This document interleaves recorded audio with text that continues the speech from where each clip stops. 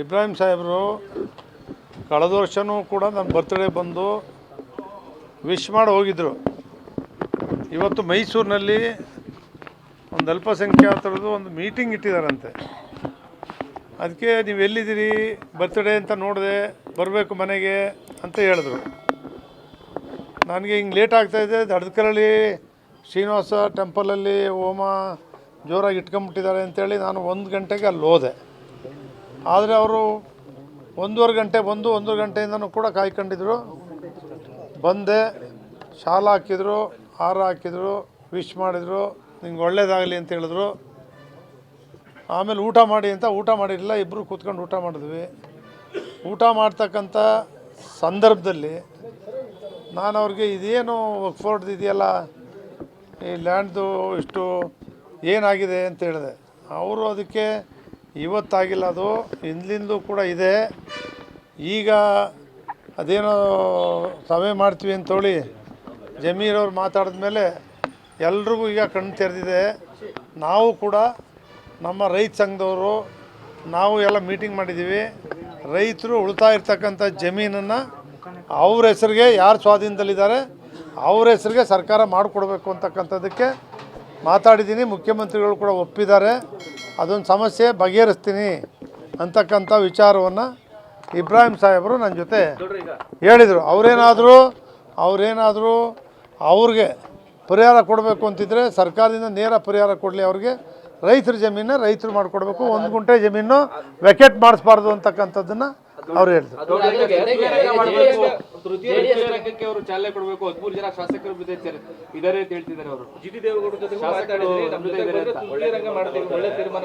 ಇಲ್ಲ, ಅವರು ಏನು ಹೇಳ್ತಾರೆ ಅಂದರೆ, ಭಾರತೀಯ ಜನತಾ ಪಕ್ಷ, JDS ಪಕ್ಷ,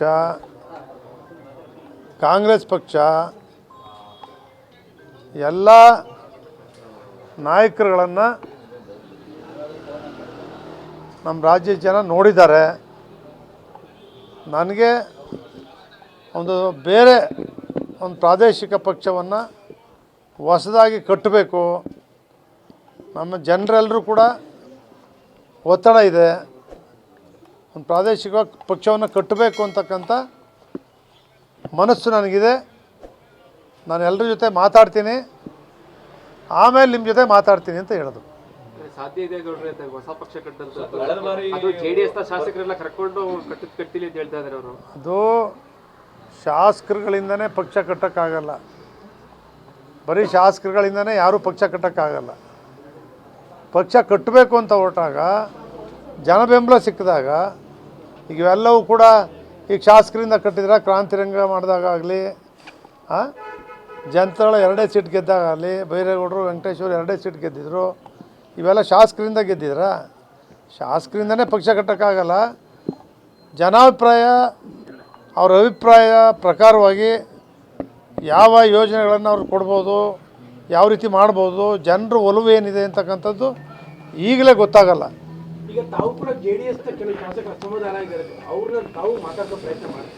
ನಾನು ಇವತ್ತಿನವರೆಗೆ ನಮ್ಮ ಒಬ್ಬರು ಶಾಸಕರನ್ನ ನಾನು ಯಾವುದೇ ವಿಚಾರವಾಗೂ ಕೂಡ ಇವತ್ತಿನವರೆಗೂ ಕೂಡ ನಾನು ಮಾತಾಡಿಲ್ಲ. ಒಬ್ಬ ಶಾಸಕರು ಕೂಡ ಜೊತೆನೂ ಕೂಡ ನಾನು ಮಾತಾಡಿಲ್ಲ. ಮುಂದೆ ಏನು ಮಾತಾಡೋ ಪ್ರಯತ್ನ ಮಾಡ್ತೀರಾ? ಯಾಕೆ ಭಾಳ ಜನ ಬೇಸರ ಆಗಿದ್ದಾರೆ ಅಂತ JDS ಅವ್ರ ತಾನೇ ನನ್ನ ಜೊತೆ ಬೇಸರ ಆಗಿದೆ, ನಿಮ್ಮಂಗೆ ನಮಗೂ ಬೇಸರ ಆಗಿದೆ ಅಂತ ಅವ್ರ ತಾನೇ ಮಾತಾಡಬೇಕು. ಯಾರೂ ಮಾತಾಡಿಲ್ಲ. ಅಲ್ಲ, ನಮಗೆ ಅವ್ರು ಕೇಳಬೇಕಲ್ಲ, ಏಕೆ ಬೇಸರ ಆಗಿದೆ ಏನು ಅಂತ ಅವ್ರು ಕೇಳೋಕ್ಕಾರು ಮಾತಾಡ್ಬೋದು. ಇವತ್ತು ಹುಟ್ಟಿದಬ್ಬಕ್ಕೆ JDSನವರೆಲ್ಲ ವಿಶ್ ಮಾಡಿದ್ರು, ವಿಶ್ ಮಾಡಿದ್ದಾರೆ ಅಂತ ಕೇಳ್ತಾ ಇದ್ದೀನಿ. ನೋಡಪ್ಪ, ನಿಮಗೆ ಗೊತ್ತಿದೆ,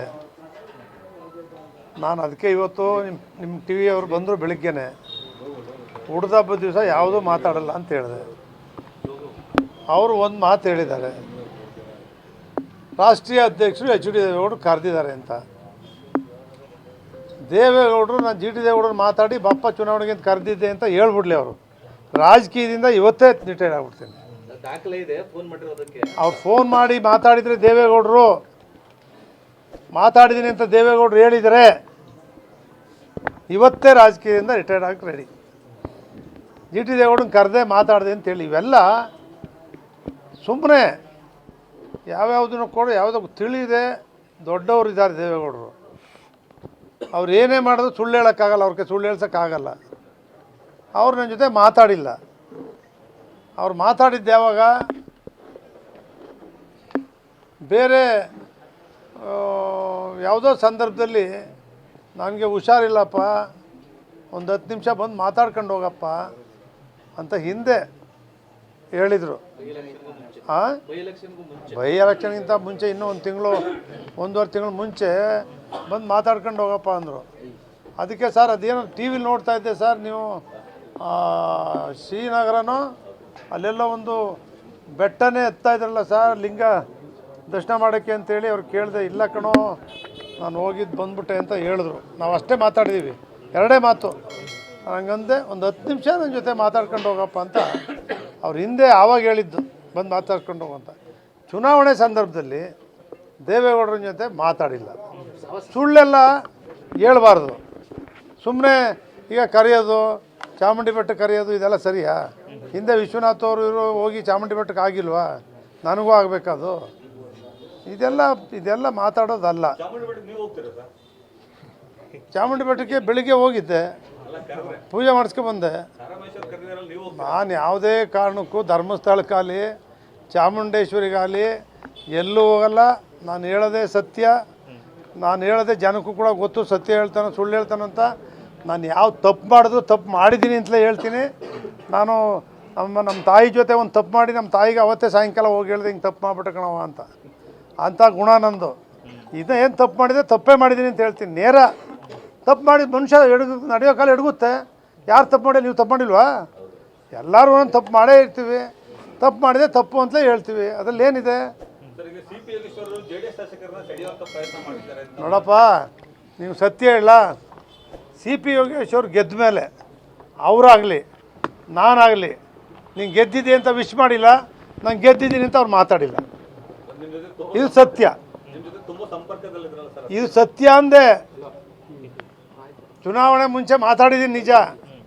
ಅದು ಚುನಾವಣೆ ಮುಗಿದ ಮೇಲೆ ನಾನು ವಿಶ್ ಮಾಡಿಲ್ಲ, ಅವರು ಮಾತಾಡಿದ್ರು. ದೇವೇಗೌಡರು ಮತ್ತು ಕುಮಾರಸ್ವಾಮಿ ಎಲ್ಲ ಬೆಳವಣಿಗೆ ನೋಡಿದ್ರೆ ಅವ್ರ ಸಹವಾಸ ಸಾಕು ಅನಿಸ್ತದೆ. ಯಾರಿಗೆ? ನಿಮಗೆ ಸಾಕಾಗಿದೆ. ನನಗೆ ಇಂಥದ್ದು ಒಂದೇ ಸಾರಿ ಅಲ್ವಲ್ಲ. ನಾನು ನಿಮಗೆ ಆಗಲೇ ಹೇಳಿದೆ, ಎಷ್ಟು ಸಾರಿ ಮಾಡಿದ್ದಾರೆ ಅಂತಲೇ ಹೇಳಿದೆ ನಿಮಗೆ. ಧರ್ಮಸಿಂಗ್ ಜೊತೆ 15 ಮಂತ್ರಿ ಮಾಡ್ತೀವಿ ಅಂತ ಹೇಳೋಗಿ ಮಾಡಲಿಲ್ಲ. ಯಡಿಯೂರಪ್ಪ ಜೊತೆ ಅಣ್ಣ ಹೋದ ಸಾರಿ ಊಟದ ಕಾರು ಮಿಸ್ ಆಯಿತು, ಬನ್ನಿ ತಗೊಂಡೋಗಿ ಅಂದರು, ಕೊಡಲಿಲ್ಲ. ಸಿದ್ದರಾಮಯ್ಯನವರು ಸೋತು ನಾನು ಗೆದ್ದೋದೆ, ಮುಖ್ಯಮಂತ್ರಿ ಸಮಾನ ಹುದ್ದೆ ಕೊಡ್ತೀವಿ ಅಂತ ಕೊಡಲಿಲ್ಲ.